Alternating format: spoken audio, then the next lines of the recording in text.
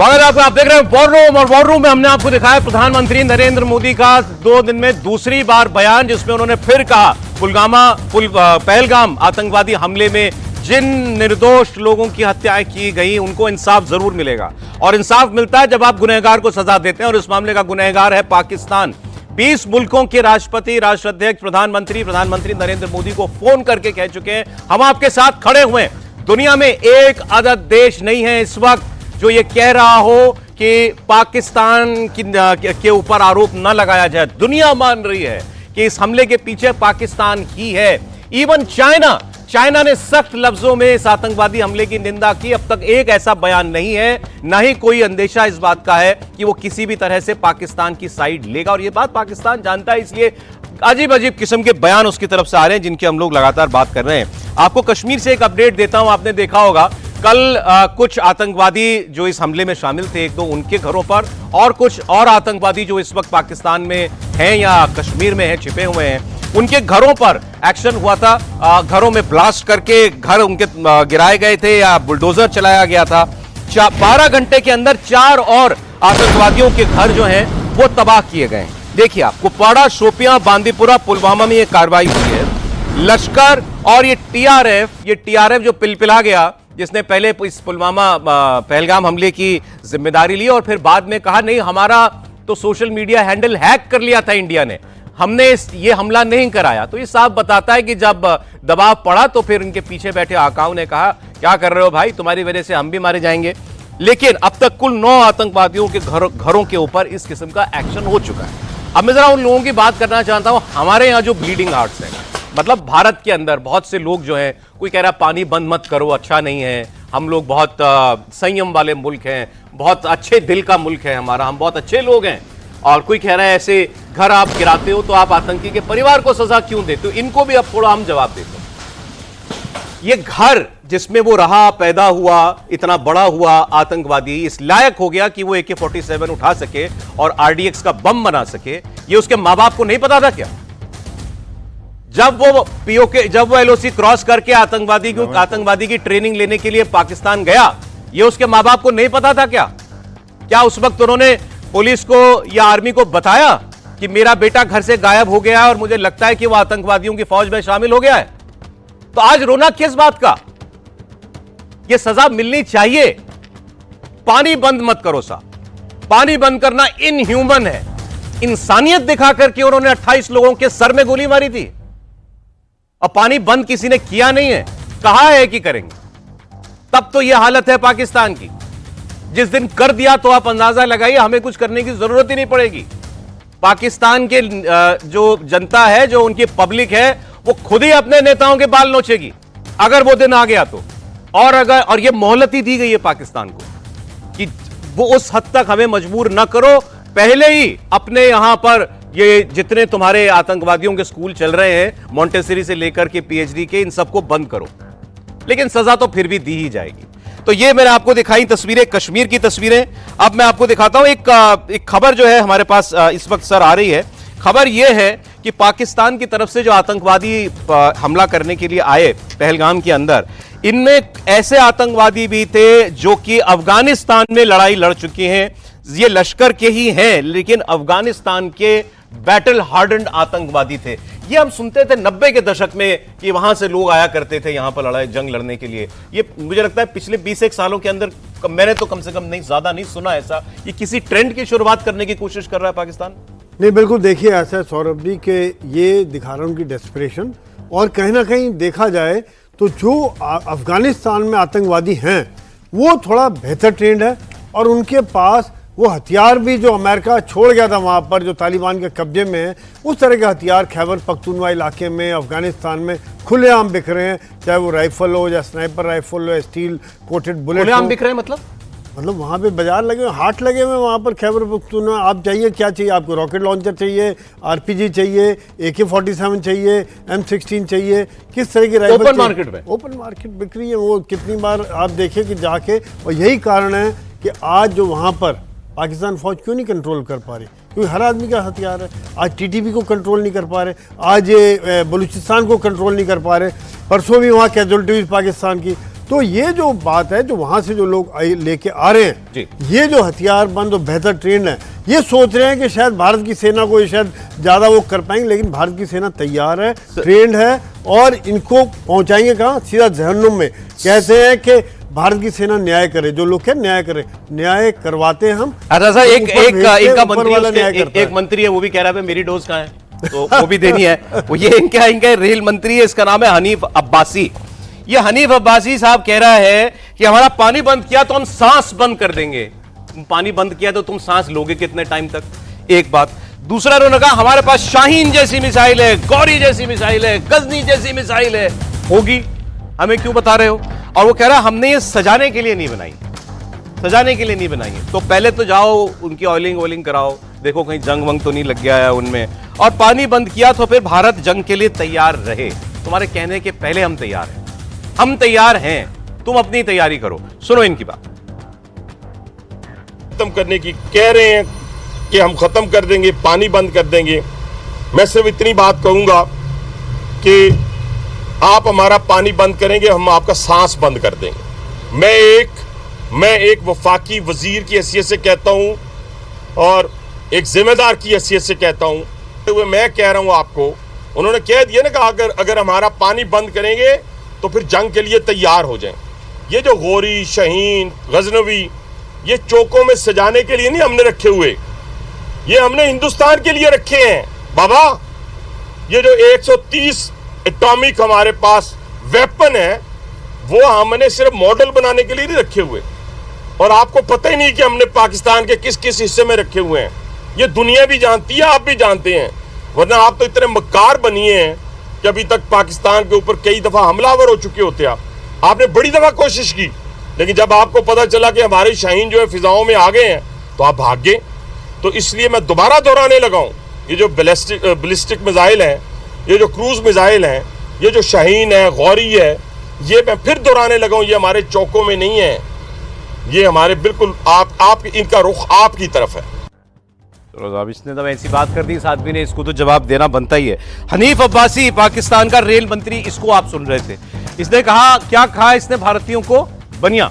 ये कहते हैं डेरोगेटरी सेंस में, इनको लगता है बनिया। भाई हमारे यहाँ पर एक बड़ी हमारा एक बड़ा अपने आप में हम जिसकी बड़ी इज्जत करते हैं और जो बड़ा प्राउड समाज है, बनिया समाज तो बड़ा प्राउड समाज होता है। इनको मालूम नहीं है वो सर, इकोनॉमिक एक्टिविटी से ही तो ये चिढ़े हुए हैं। दैट मीन्स आप इकोनॉमिकली प्रोग्रेस कर रहे हैं, उसको लेके चिढ़े हुए हैं। वहां पर ये रेल मंत्री हैं और बातें कर रहे हैं, रक्षा मंत्री को करनी चाहिए।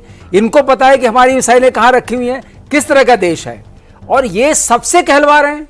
इसका मतलब कि इतना डर बैठ गया है कि पैर कांप रहे हैं, हाथ कांप रहा है। अरे अभी वहां तक की बात कहां हुई है?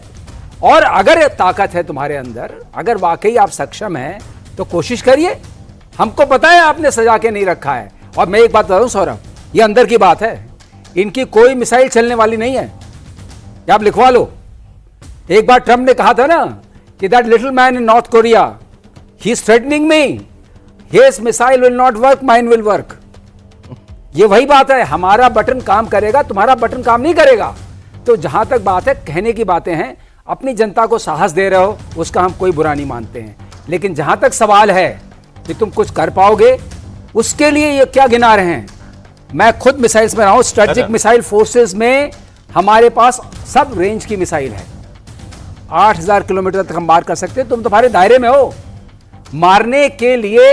हाँ, ये एक डेमोक्रेटिक कंट्री है, मैच्योर कंट्री है, हम जो भी एक्शन लेंगे वो इसलिए मैंने आपसे कहा कि आप नाम लेके बताएं हमारे पास कौन सी मिसाइलें हैं। वो मैं नाम नहीं बता रहा हूं, लेकिन मैं बता रहा हूं कि देश में ये चिंता ही नहीं है, देशवासियों को पता है। एक स्ट्रेटेजिक फोर्स कमांड है इनकी, कहते हैं उसको जिम्मेदारी दी हुई है न्यूक्लियर वेपन्स की और मिसाइल्स की। हमारे पास भी है, लेकिन जिम्मेदारी देने का मतलब ये नहीं था कमांड बन गई। कमांड में चलने वाला असला भी तो होना चाहिए। कितनी बार इन्होंने प्रैक्टिस की है, सिर्फ टेस्ट के टाइम में कोई मिसाइल चलती नजर नहीं आती है। और मैं आपको बता रहा हूं, आई एम फ्रॉम एयरफोर्स, हमें इनकी किसी भी मिसाइल से कोई दहशत नहीं है। अगर दहशत नहीं है, उसकी तैयारी है, लेकिन दहशत नहीं है। हमें पता है किसका क्या हश्र होगा। हमें मतलब वो पहले तो वो उड़ने नहीं वाली, उड़ने वाली नहीं है, बटन नहीं चलेगा, कहां जाएगा, कहां का निशाना मारोगे। और निशाना मारने के लिए जो सर्कुलर एरर प्रोबेबिलिटी होती है, तुम निशाना यहां मारोगे, जाएगा वहां। तो बेसिक बात ही है कि मिसाइल है, आपने कहा, हमने मान लिया, लेकिन रेल मंत्री को ये कहने की क्या जरूरत पड़ी? सेनाध्यक्ष कहते, वायुसेना अध्यक्ष कहते, रक्षा मंत्री कहते, रक्षा मंत्री तो खुद ही कह चुके हैं कि हम तो पहले उसमें थे, हम तो आतंकवाद करते थे, 30 साल तक करते थे, अब नहीं करते, अब सुधर गए। एक चीज मैं और इंडियन व्यूअर्स के लिए मैं बता दूं, पाकिस्तान ने आज तक कभी कोई चीज इजाद नहीं की, नॉट इवन सिंगल इन्वेंशन। और इन्वेंशन तो छोड़िए, इन्वेंशन तो बड़ी चीज हो जाती है, कोई ढंग की असेंबली का काम भी इन्होंने आज तक नहीं किया कि भाई 4 जगह से सामान लिया, उसको जोड़ के कुछ बना लो। ये इनके पास जितनी भी टेक्नोलॉजी, सो कॉल्ड टेक्नोलॉजी है, वो न्यूक्लियर वेपन की हो या मिसाइल टेक्नोलॉजी हो, ये खैरात की है, चोरी की है, ये भीख की है या चोरी की है। या तो इनका ऑल वेदर फ्रंट चाइना, वो भी ऑल वेदर नहीं रह गया क्योंकि इस बार गर्मी में इनके काम नहीं आएगा। उसने कुछ इनको सप्लाई किया हुआ है, इनके फाइटर जेट से लेकर के कुछ मिसाइल टेक्नोलॉजी, और इनका जो न्यूक्लियर बम है वो तो दुनिया में किताबें लिखी हुई है, बुक शेल्फ भरे पड़े हैं, कैसे इन्होंने दुनिया भर के अंदर वो टेक्नोलॉजी चोरी की, स्मगल की अपने यहां, और तब इन्होंने, और उससे ये अपने फलूदा वाली मिसाइल से डरा रहा है हमको। देखो सच्चाई है कि सौरभ, AQ खान ने जिस प्रकार से न्यूक्लियर ब्लूप्रिंट चुराया था यूरोप से, और उसके तहत इन्होंने न्यूक्लियर हथियार बनाए, और इसके अलावा जब बना लिए तो इन्होंने ये न्यूक्लियर टेक्नोलॉजी बेची है, लीबिया को बेची है, नॉर्थ कोरिया को दी है, कहीं ना कहीं ईरान को भी देने की कोशिश कर रहे थे। तो ये सच्चाई है, पाकिस्तान की पॉलिसी जो है चोरी छिपे सब चीज़ें लेना, मगर वाकई है कि जो इनके पास सामान चीन का बना हुआ है रिवर्स इंजीनियरिंग का, वो चलेगा नहीं। और भारत के पास हर चीज़ के लिए पुख्ता इलाज है, चाहे हमारी मिसाइल हों, चाहे हमारे रॉकेट्स हों, चाहे हमारी बाकी जो काबिलियत हो। आज हमारे पास आधुनिक से आधुनिक हथियार हैं, ये ओपन फोरम में, इसमें कोई जरूरत नहीं। जैसे हम इंडिजिनियस हथियार एक्सपोर्ट कर रहे हैं सर। हाँ, वही मैं यही कहने वाला था कि भारत एक ऐसा देश हो गया कि किसी जमाने में 70% हथियार हम बाहर से खरीदते थे, आज जो है भारत खुद हथियार बनाता है, आत्मनिर्भर भारत और मेक इन इंडिया कॉन्सेप्ट में। अब हमारा नजरिया है make in India, make for world. 25,000 crore का अभी हमने अपना सामान एक्सपोर्ट किया। 2 कॉरिडोर बना दिए हैं भारत में, डिफेंस कॉरिडोर, एक नॉर्थ में बना दिया यूपी और साउथ में बना दिया तमिलनाडु। अब सारे हथियार हम बना रहे हैं ज़्यादातर। अब कोई सोच सकता था 15 साल पहले या 20 साल पहले कि हम एक पर एयरक्राफ्ट कैरियर भी बना देंगे? INS विक्रांत हमने बना दिया, मिसाइलें हमने बना दी, सबमरीन हम बनाते हैं, हम जहाज बना रहे हैं, हम तेजस मार्क 1 अल्फा जो कि एक बहुत ही बेहतरीन एयरक्राफ्ट है उसको हमने बना दिया है। हमने अब जो आटी की गन, जो बॉफर्स की बात होती थी जो हमने ली थी, उसके धनुष जो बड़ा नजदीक बना दिया, और advance towed RT gun system, वो कहते हैं वर्ल्ड का सबसे अच्छा आरटी सिस्टम है जो 48 किलोमीटर है। तो एक के बाद एक ये है। आप देखें कि कितने देश भारत से हथियार खरीदना चाहते हैं। ये पूरा फिलीपींस देखें, आप इंडोनेशिया देखें, वियतनाम देखें, वो ब्रह्मोस लेना चाहते हैं, वो तेजस मार्क एग्जैक्टली सर। मैं एक बार, तो ये सच्चाई है, कहां भारत और कहां पाकिस्तान। जनरल कोचर भी एक बार बता दें सर, क्या असलियत क्या है इनके आर्सेनल की, कन्वेंशनल वेपन्स की? ओके, मैं बताता हूँ। इनकी असलियत ये है कि इनके पास जिस शाहीन मिसाइल की बात करते हैं, उसकी मैक्सिमम रेंज है 2800 किलोमीटर्स। वो मैक्सिमम रेंज है जहाँ तक पाकिस्तान पहुँच सकता है, और वो कैसे नहीं पहुँचेगा, क्योंकि वहाँ पे भारत में S-400 लगा हुआ है उसको काउंटर करने के लिए, MR-SAM लगा हुआ है, आकाश मिसाइल सिस्टम हमारे पास ऑलरेडी लगा हुआ है, एयर डिफेंस का जो हमारा सिस्टम है। तो मैं आपको ये जो जितनी भी मिसाइल्स की बात करते हैं ना, इसमें एक भी मिसाइल भारत के अंदर आने से पहले ही, जैसे ही अंदर आती है वहीं पे नष्ट हो जाएगी। आप जानते हैं कि S-400 की रेंज जो है वो इनको दूर से ही 400 किलोमीटर की रेंज है, उसके दूर से ही उसको नष्ट कर देगी। और मैं अगर हम अपनी बात करें, हमारे जो उसको मिसाइल सिस्टम्स की बात करें, तो आप देखिए हम अग्नि के साथ स्टार्ट कर सकते हैं जो अप्रॉक्सीमेटली 7000 किलोमीटर तक पहुंच सकती है। आज पाकिस्तान का कोई भी कोना नहीं है जहां पे हमारा पूरा जो एक अम्ब्रेला है इसको मिसाइल्स का, हम उसको टारगेट नहीं कर सकते। दूसरा, मैं इनको एक चीज़ और बताना चाहता हूं, आपके लोकेशन जहां जहां पे आपने अपने मिसाइल लॉन्चर्स रखे हुए हैं वो सारे रजिस्टर्ड टारगेट्स हैं। अच्छा। आप इसको गलती भी मत करना इसको वहां से अगर आपका एक फायर आएगा तो आपके जितने भी रजिस्टर्ड टारगेट्स हैं, जो इसकी ग्रिड रेफरेंसेस हमारे पास है, आपके हर एक जगह इस टारगेट्स को इसको खत्म कर दिया जाएगा। तो आप इसको रेल मंत्री क्या जानते हैं डिफेंस के बारे में? और जो वो एक प्रोपेगेंडा टाइप स्पीच है, जो इनका एक स्ट्रेटेजिक कम्युनिकेशन का एक हिस्सा होता है जिसको ISPR बोलते हैं। जी हाँ। ये ISPR ये सारे मिनिस्टर्स को बोलता है कि आप ये बोलो, आप ये बोलो, कुछ तो करेंगे। आफ्टर ऑल 24 घंटे हैं, कितने घंटा सोएंगे, कुछ तो करना ही है। मोरल डाउन है किसी तरीके से, बयानबाजी तो कर ही सकते